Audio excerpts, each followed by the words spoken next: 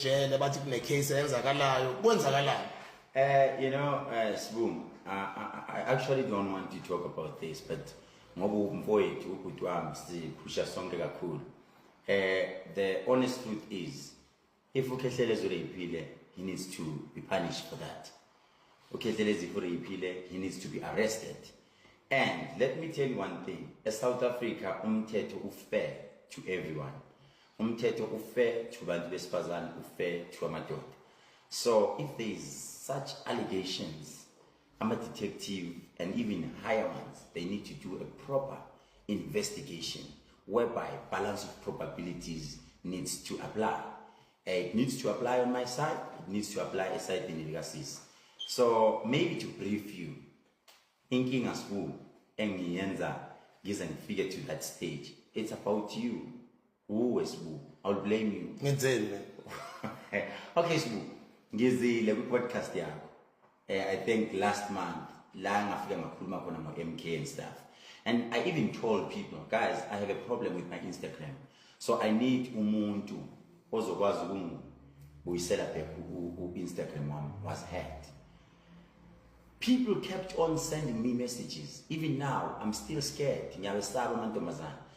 The honest truth is, ngithola untombazana from Cape Town. What is umlungisela? I was excited and wow. Ngiyabahlonipha abantu abathi sikubone kuSbu because bonke ngibatreata with those are professional people. Right, nontombazana sa chatter on WhatsApp. And ngiyumfana, nginesithembu. I'm sorry, I know my wife bonke they are watching now. But luckily I ended up telling them the truth because noma ungazukamba mangangakanani umfazi, it will always come out with the truth. What is the truth? The truth is, sithandanile nosisi. Sigcine sithandana ngiyiso ngumjida. Ma umjida you respect umsebenzi wakho. Angifuni kwipolitiki, I make sure with kwipolitiki when it comes to MK, I don't have a girl because I push politics lapha. But laphana ngithandana nosisi because sisi uthe I'm coming from a Cape Town. She's far. So whatever that you do, makuthiwa uyantshontsha indoda. Respect abantu abaseduze so that they can respect you.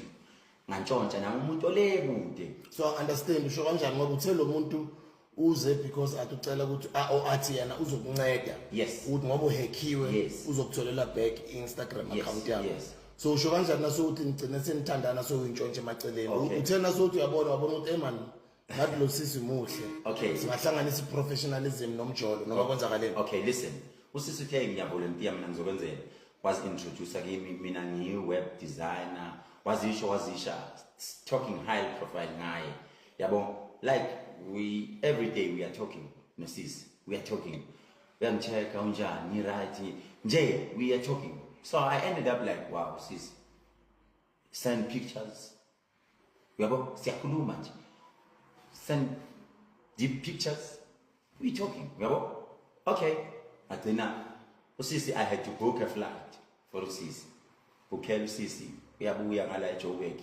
One of my houses, Santin. Magafika right ngibhizi mina. Mangifika usisi ngithola usisi.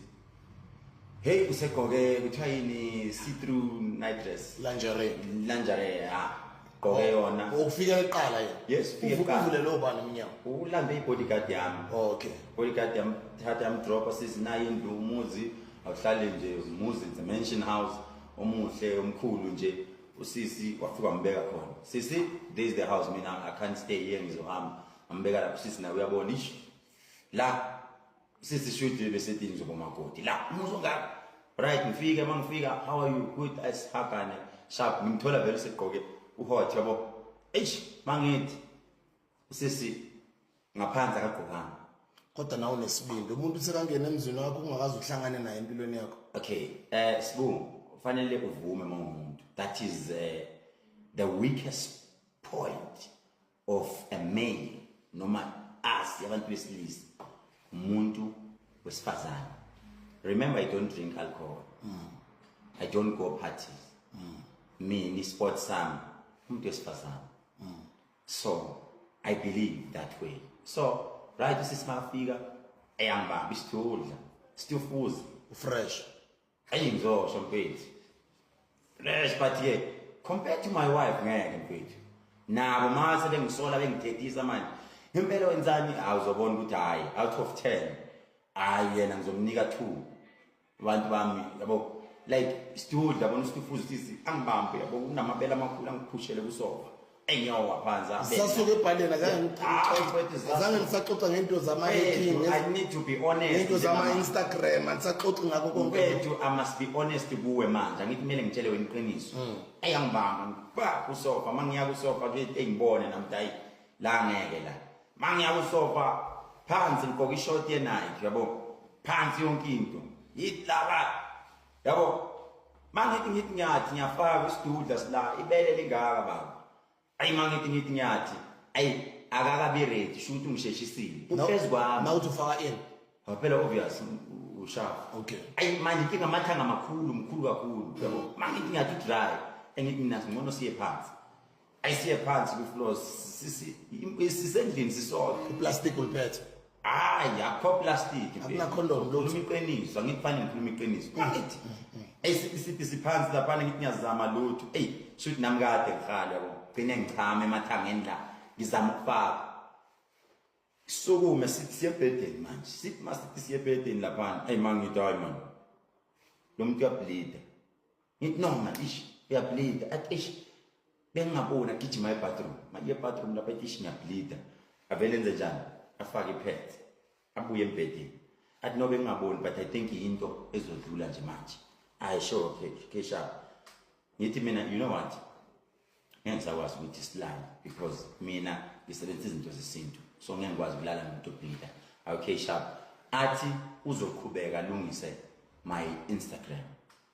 I remember asking her a question ngithi kuye how come angithi yabona uma uyindoda usuchamile ingqondo yaqala ibuye how come uzile but you're not carrying a laptop because you are here to fix my Instagram laptop ngicela ukudisturb button nawuthi uyindoda uchamile ingqondo yaqala yabuya uchame ungakayifaki uchamele amathangeni kodwa zange uyifake yes ukhumbula ukuthi netshitshi liyakwazi ukumitha bengafakanga kuthiwa kusoma ngisemathangeni makhulu ngisazama ukufaka kade phela shuka nephezulu kwami kusofa so I'm feeling the pain kusofa mina ngcono siye phansi manje mkhulu yabo so yes emathangeni okay so should we bese no okay bese ngithi mina you know what tell me if laptop yakho because you are here to fix my Instagram I don't know asho nje story ngikhohliwe akhuluma into eyiningi athi ngivula ifoni yami anginaki mina ngivula ifoni yami nje kamnandi futhi ngimniki yayipress uyangena uyapress kanti angazi ukuthi I think uthatha information from here uyifaka kweyakhe phone yonke into ahambe makahambe kuseni ngimnike 3,000 rand sihambe ngimflyisa abuyele emuva the following day yes abuyele emuva so siyona niyalala ubusuku bonke yes ebusuku nanlela umenzanga lutho no okay akwenzwanga lutho business phone yami empedeni owodwa yes business phone yami mina ngilele business phone mina I didn't think ikhonta yenza yembi I thought she's busy with my Instagram and with business phone ayabuyele emuva but makabuyele emuva kuphele 3 weeks kuthi makuphela 3 weeks abuyele kimi athi kimi I think I didn't get my periods I pray ukuthi ngiwathole maybe I'm pregnant ngithi mina ama morning after thinking emqondo nami netshitshi liyamithi ngithi ama morning after why athi you have to take them 72 hours ungakapheli but now 72 hours usiphelile and why you only telling me today is 3 weeks ngithi mina isentence eyi-1 ngiyibhalile ngithe morning after ngase ngithi comma besides we didn't do anything I said you are bleeding so what for how come you saying you might be pregnant aqale alwe ngikhohle yabo mayelwa khohle futhi mina after 2 days or are you taking advantage of girls what after 2 days abuye I've got a solution ukuthi silungise Instagram wakho whatever code engena lapho kuwe please accept I did the same thing. Angasaqhubeki ngendaba yokuthi ucabanga ukuthi pregnant. Yes, uyekile leyo. Sekabuyela ku Instagram manje. Yes. Ifoni yami. Hayi maqhubeka yami le enye. Abuyele ku Instagram. Athi no, nginendlela entsha. Ngithi okay ithi. Athi whatever code efika lapho please accept. Awunanga impela. Mayiqhamuka icode ngiya accept ngiyamnika athi nginiki. Angiboni mina ukuthi usefuna manje ukuthatha yonke into Facebook u-email wami, email yami useyakwazi ukuread ama-email ngizobona late around 3 p.m. ngibone ethi yena accepta la mangithi ithi once you click this one you will no longer have access to your WhatsApp, meaning that was the last one. Makathi ngeke ngisathola WhatsApp wami uyabuya. Uqala kulezi ezinye. TikTok, Facebook, Instagram, WhatsApp. Yonke lento ama code manje yonke into ingikhika out manje. What's going on la? Athi no ngifuna ukulinka yonke into. Hayi okay sharp. Ngiyangale. Ayisisuke kwethu. Ithi mayisuka lapho abo 6-7 ngene icall. Ntambama. Abo 7. Who's calling now? My wife. Yabo. Mina ukhumbula ukuthi I know ukuthi usisi makangitshela sihlangana wathi usebenza kwi this game what online gambling thing. Even my guy where IT nayo busy was ukuthi usebenza this gambling thing. Ayusisi manje kungene i-call from my wife, first wife Mazulu. Athi ubani uZinhle? Ngithi uZinhle ngumjida phela nami ngiyaphi uZinhle angimazi. Athi be honest sengikhulume naye over 1 hour. Uyazi benithandana umflyisile wayekho ish cabanga yengane ish umshado wami Jesu. Ithi no vele ngikhuluma iqiniso no ukhona kanje ngithi kusenjalo uvele kungene i-message ku Facebook wami. You are a rapist, you take advantage of girls, you are a fake herbalist. Ubani ubhala kanjalo? Uyena ngithi remember she has the access now to my Facebook page, has access to my Facebook, the personal page, she has access to my emails, YouTube, yonke. Ngithi makusenjalo ngisakhuluma noma wife ngithi mama ngicela wehlisa umoya manje we'll talk. So umebhala zonke lezo zinto uzibhala as if uwe. Yes. So uma ngabe mina ngikufollow ku social media uma ngibheke account yakho uzobona ngathi email. Ubhala lokho ukuthi I'm a rapist nana. Yeah, makusenjalo abasebaphethe ama passwords. Yes, makusenjalo akapheli ne-hour. Ne-30 minutes kusenjalo avela ngene live. Ufake i-cloth, a white cloth la avele kanje. Athi mayisaqale ukukhuluma, I think 1 minute ngapheli bamkhathi bangena abafana be-IT bami. Buvelile ubuso bakhe ushaya isikamzekezeke. Yes, ushaya isikamzekezeke ngingamazi nawe ukuthi ubamzekezeke but I'm suspecting you. All right. I look uzana. I cut it out. Yeah. I cut it out. Maybe cut out labafana aside. Remember my makusenjalo she's threatening me WhatsApp. Ngibona ukuthi okay now it's a fight.